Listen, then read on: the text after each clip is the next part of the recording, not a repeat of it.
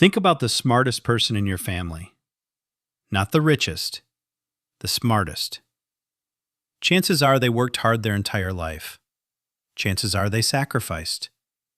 Chances are they did everything right by the rules they were given.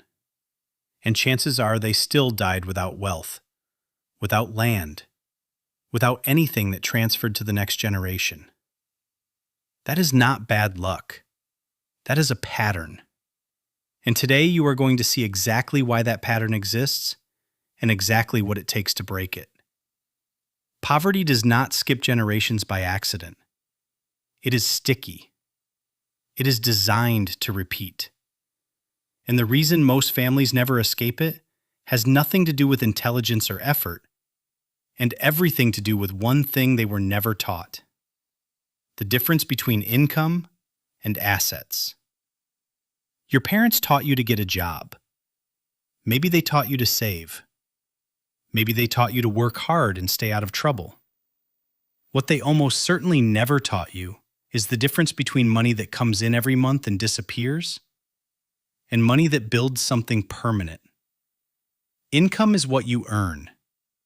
Assets are what you own. Income pays your bills this month. Assets pay your bills when you are no longer working. Income keeps you alive. Assets build your family forward. Robert Kiyosaki spent decades studying why some families build wealth across generations, while others reset to zero with every new generation. His conclusion was brutal and simple. Poor families spend their entire lives trading time for income. Wealthy families spend their lives acquiring assets that generate income without their time. The trap is invisible because income feels like progress. You get paid and it feels like winning. But the moment that money arrives, it is already spoken for. Rent, food, transport, airtime, school fees. And when it is gone, you start the countdown to the next paycheck. You are not building. You are surviving on a loop. Now think about what an asset actually is. An asset is anything that puts money into your pocket without you having to show up. A piece of land that appreciates. A rental property generating monthly income. A business that runs without you. Shares in a company growing in value. Digital products selling while you sleep. Even a skill so rare that it commands premium rates is closer to an asset than a standard salary. The wealthy do not just earn more.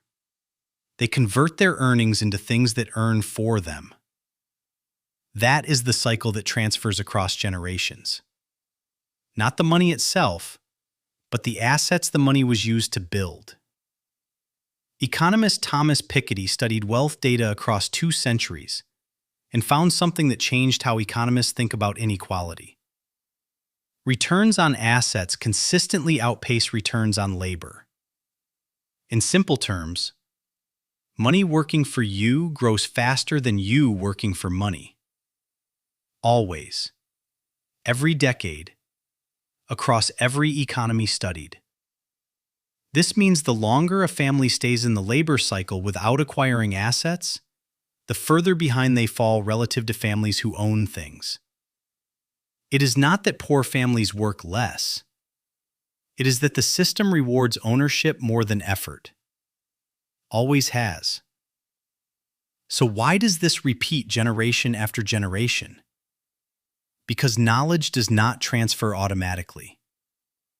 A parent who never owned assets cannot teach their child to acquire them. They teach what they know. Work hard. Save what you can. Stay out of debt. These are survival strategies, not wealth strategies. And survival strategies keep you alive inside the trap rather than breaking out of it. This is the real inheritance of poverty. Not laziness. Not bad values. A missing chapter of financial education that was never passed down because nobody above you had it either. So what breaks the cycle? First, you have to decide that your financial goal is not income. It is assets, even small ones, even one, a piece of land, a digital product, a small business, something you own that has value beyond your labor. Second, you have to understand that assets are built from income. You do not need to be rich to start. You need a percentage of every paycheck redirected away from consumption and toward ownership. Even 5%, even 2%. The amount matters less than the habit and the direction. Third, you have to become the person in your family who breaks the information gap. When you understand how money actually builds across generations, you carry knowledge that can transfer. That knowledge is worth more than any amount you could leave in cash. Your family's smartest person worked their whole life and left nothing behind. You now know why. The question is whether you will be the one who finally changes what gets passed down.